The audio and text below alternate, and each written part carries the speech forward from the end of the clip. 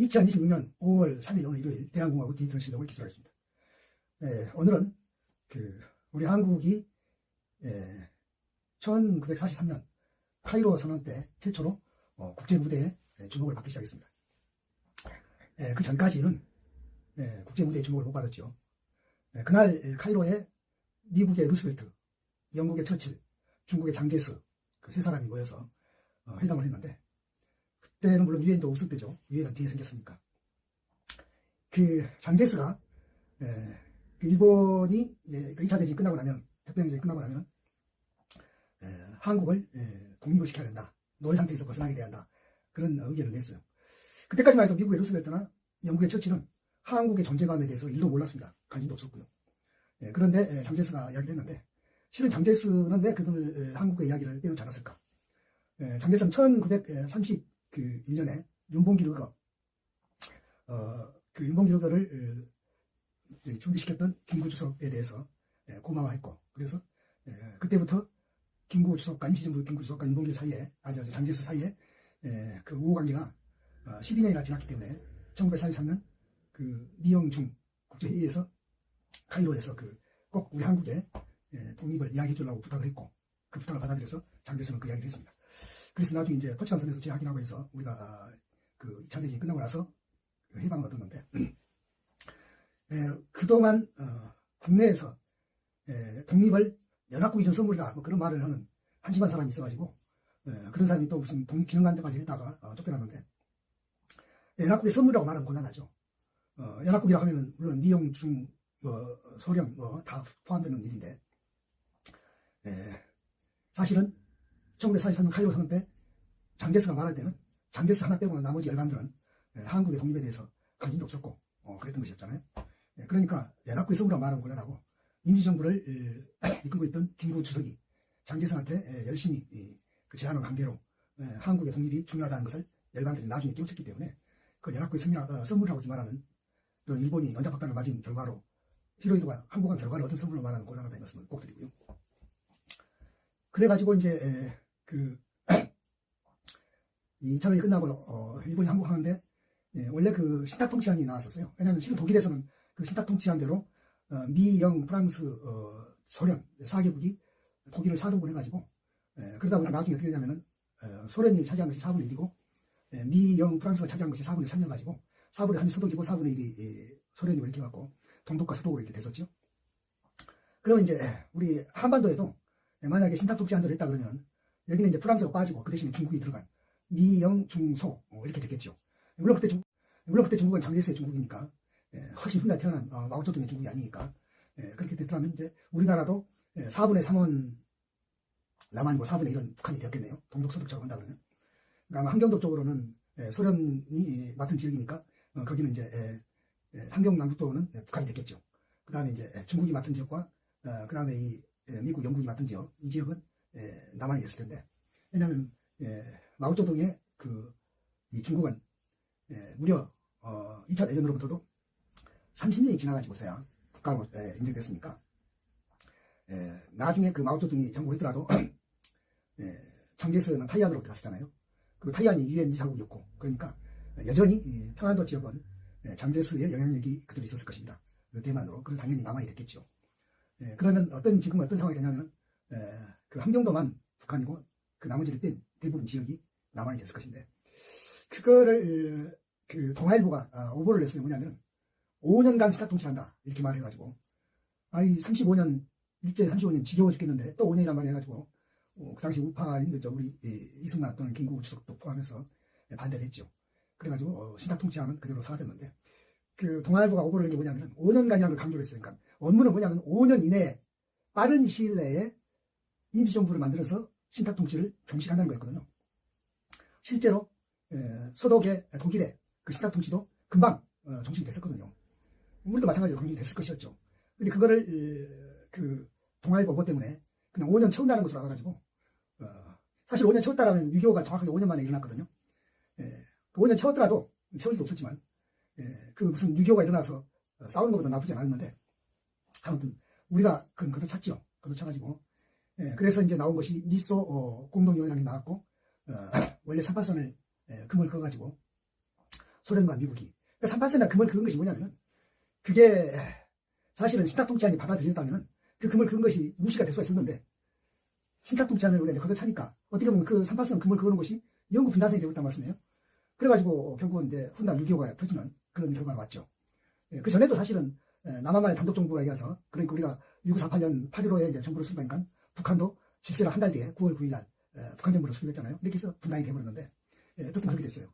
그리고 이제 그 6.25 때는 이제 동족 상장이 일어나고, 그 동족 상장은 이제 뭐 말할 것도 없이 김일성 망고 역적이죠. 아주 반민족 그 동족 상장을 일으킨 정법인데, 그렇게 해서 6.25가 일어나서 이 상처가 아물 수 없게 됐는데, 그 6.25 상처도 우리가 더 분단이 오래가게 하고, 결국은 그 6.25 자체 3년 전쟁이, 그게 우리가 적다고밖에 할 수 없는 것이, 개성이 38선 이남이 있어가지고 남한 땅이었는데 뺏겨버린 것도 그렇고, 물론 저 속초는 사실 그때 38선 이북이었습니다만은, 또 속초 분들한테 미안하지만 속초하고 개성하고는 사실 그 개성이 당연히 중요하죠. 고려의 수도였기도 했고. 그런데 하여튼 그렇게 됐어요. 그렇게 됐는데, 그러니까 이제 저는 전에 태어나서 우리 집안은 6.25 때 인민재판으로 16명이 학살을 당했는데, 그 학살 당한 날이 1950년 10월 16일. 그러니까 우리 이 유엔군이 북군하고 같이 평양에 입성한 것이 1950년 10월 19일이에요.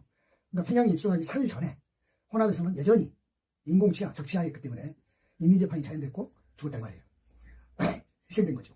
그러니까 9.28 서울 수복을 하고 인천 당장 성공하고 또는 평양에 입성하는 아무런 승전에 그런 그 도움을 받지 못하고 완전히 호남 지방에서는 인민재판에 의해서 우리 같은 피해 유족이 생기는 그런 일도 벌어졌죠.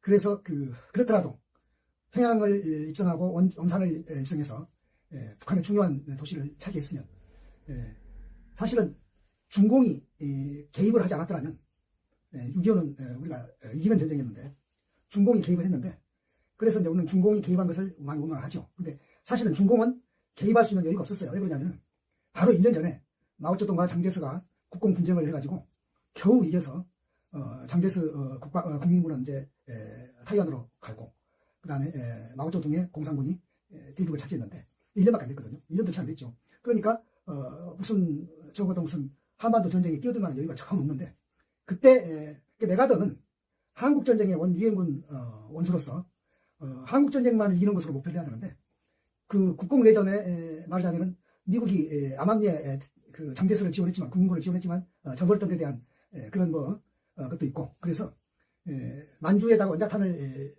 때려가지고 그 일본에 때렸던 것, 5년 전에 그런 식으로 중공군을 괴멸시켰다 이렇게 말하니까, 그러면 중공군이 개입을 안 할 수가 없잖아요. 그런데다가 평양 원산만 차지했을 때 신의주로 도망간 김일성이 아주 그 죽는 것보다 나으니까 그 신의주와 그 평양 북도가 되겠죠. 그 다음에 항정남북도에서 그 정도만 영토를 유지한 채 휴전을 제안을 했어요. 왜냐하면 그것까지 뺏긴 것보다 나으니까. 왜냐하면 그때는 이미 전세가 불리했거든요. 오죽하면 평양 원산을 빼앗겼겠어요. 그런데 메가더는 기뚱으로도 안 듣죠. 왜냐하면 메가더 마음은 다른 데 있으니까. 왜냐하면 만주에다가 만주는 당연히 중공 땅이었는데 거기다 원자 폭탄을 때려가지고 중공까지 한번 다시 한번 개멸시킴으로써 이걸 갖다가 자기 마치 이 아이젠하워가 2차 대전 노르만디 상륙 작전으로 영웅이 돼가지고 대통령 후보도 했고, 실제로 나중에 아이젠하워가 대통령이 됐거든요. 메가더도 그런 꿈이 있는 거죠, 욕심이. 왜냐하면 메가더 마음속으로는 아이젠하워를 굉장히 이렇게 자기는 귀족이고 거기는 마치 평민이라 될 것 같은 그런 시각을 갖고 있는데, 그러니까 이 메가더가 만주에 원자탄을 때리겠다고 하는, 물론 그것은 이제 트루만 대통령이 받아들이지 않고 그 제안 때문에 메가더는 해임됐잖아요. 그거를 이제 중국이 당연히 알죠. 아는데 메가더 혼자 또 계속 북진한답시고 압록강 밑에까지 이제 이어가니까 이제 중공군이 개입을 하게 된 것이죠. 이제 중공군은 그거를 김일성을 돕지 않으면 그 김일성 정권이 무너진 것이 문제가 아니라 중공까지 이것이 잘못하면 전세가 불리해지겠다 이런 생각을 해서 개입을 했고, 그때 개입한 결과로 바로 1.45 때 개입한 지 무려 2달 만에 서울까지 다 차지해버리는, 그래서는 서울도 뺏겨버리는, 그러니까 겨우 이제 2년 전쟁을 해서 지금의 휴전선으로 이렇게 유지가 됐는데, 그러니까 휴전선에서 2년 보낸 거예요. 계속 휴전회담 성사를 못 시키고, 지금 뭐 미국하고 이란 사이에 4달 동안 휴전회담 못하는 것은 저리 가라죠. 2년 동안 그랬다는 거예요. 전쟁하면서. 그리고는 이제 아까 말한 대로 개성을 뺏긴 상태로 이제 전쟁이 끝났죠. 끝나서 지금까지 왔는데, 그러니까 이제 미국을 어떻게 볼 것이냐 생각을 해야 돼요. 그때 물론 부산까지 밀렸다가 휴전선까지 회복한 것은 당연히 고마운 유엔군이죠. 뭐 더 말할 수가 없어요. 80년 전에. 그러나 지금 이제 주한미군이 이번에 이제 트럼프가 그 중동 이란 전쟁을 하면서 한국도 일본도 또는 나토, 유럽연합도 돕지 않았다고 해서 지금 유럽연합 쪽에 나토 쪽에 군대를 미군을 뺀다는 거 아니에요? 빼고 실제로 뺄 거라고 그러더라고요. 왜냐하면 빼는 것은 모르지 않으니까. 그러니까 무슨 말이냐면은 그런데 독일도 그런 모양이에요. 특히 독일에서 제일 많이 뺀다 그러는데 독일이 이제 뭐 할 수 없다. 뭐 가겠다는데 가라.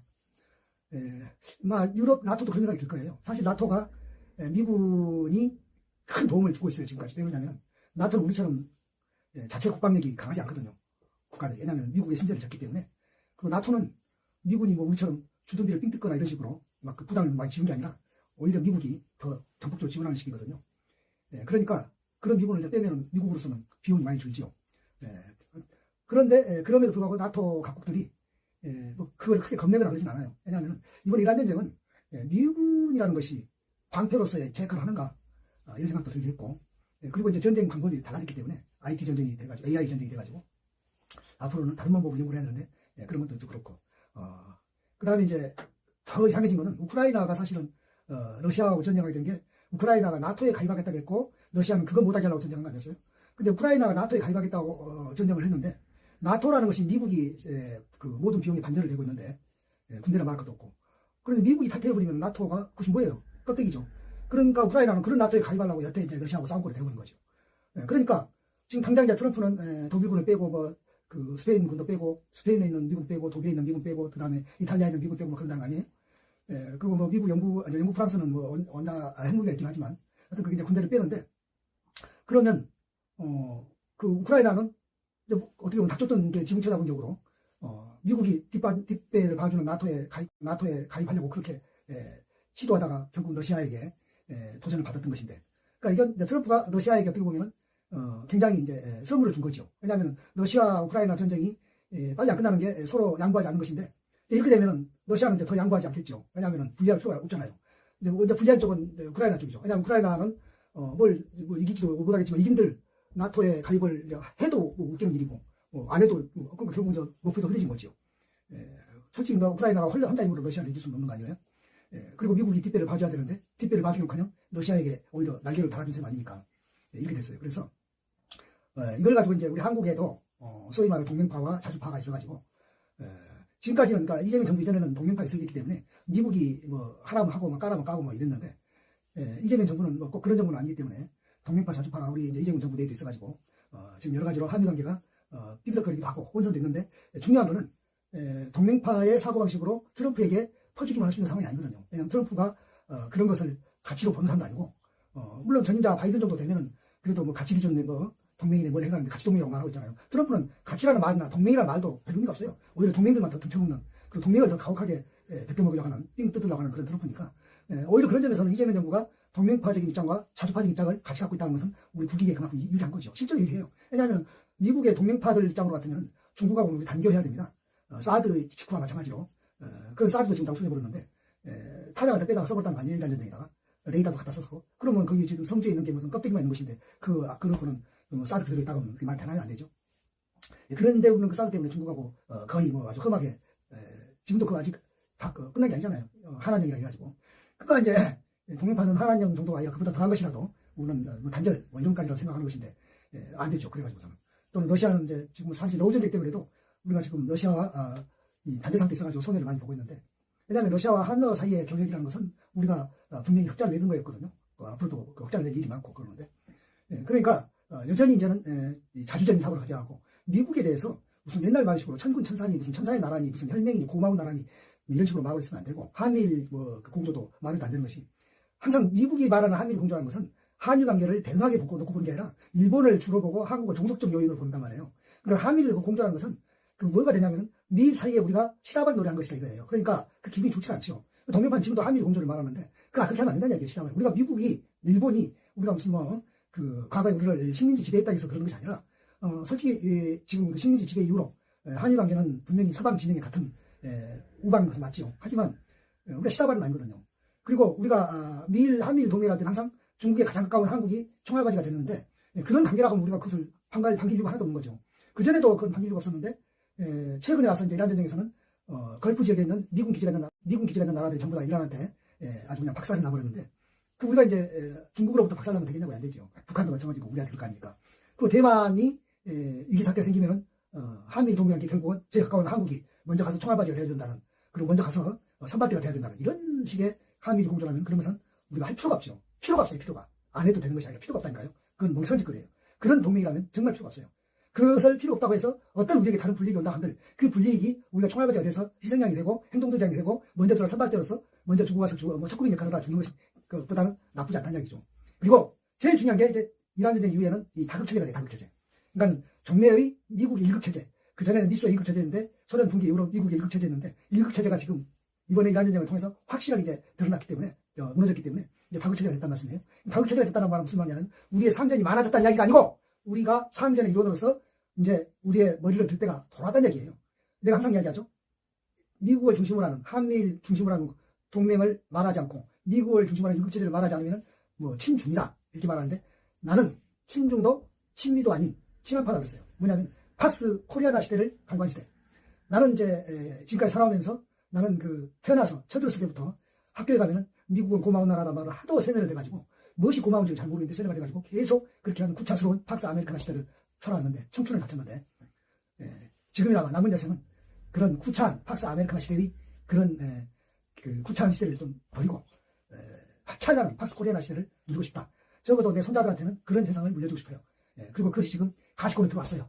이제 충분히 꿈꿔볼 만한 시기에 들어왔다는 데 대해서 굉장히 늦지나마 살맛이 나고, 뭔가 남은 내 인생 동안에는 그런 걸 보고 살겠다. 나는 지난날 작가가 되고 싶어서 수많은 것들을 쓰고 했지만, 대부분 그런 이념적인 그 잣대에 전부 다 빛을 보지 못했기 때문에, 나는 그 팍스 아메리카나 시대에 대해서는 이제 넌더리가 납니다. 그리고 그것이 지금 말하고 있는 무슨 그 한미일 동맹이라든지, 그리고 무슨 그 말로 가치동맹이었지만, 가치동맹이 계속 이제 허구가 드러난 거 아니에요? 왜냐하면 바이든 때까지는 그것이 제법 말발이 먹혔으나, 트럼프에 와서는 완전히 그것이 이제 그 본색을 드러냈기 때문에, 이게 가치동맹이니까 조지아 현대판 노예사 사냥도 우리는 겪었고, 그 다음에 삥뜯기를 겪었고, 미국의 관세 무기화로 우리가 희생도 됐고, 지금도 이란 전쟁을 일으켜가지고 결과적으로 고유가 때문에 우리가 힘들고 있는데, 도대체 뭔 도움이 돼요? 하나도 도움이 안 되잖아요. 그러니까 오늘 이제 정말 우리 것을 제대로 국익을 챙길 수 있으려면 우리가 자주적이어야 된다, 이런 말씀을 드리고, 그런 세상을 저는 손자들한테 물려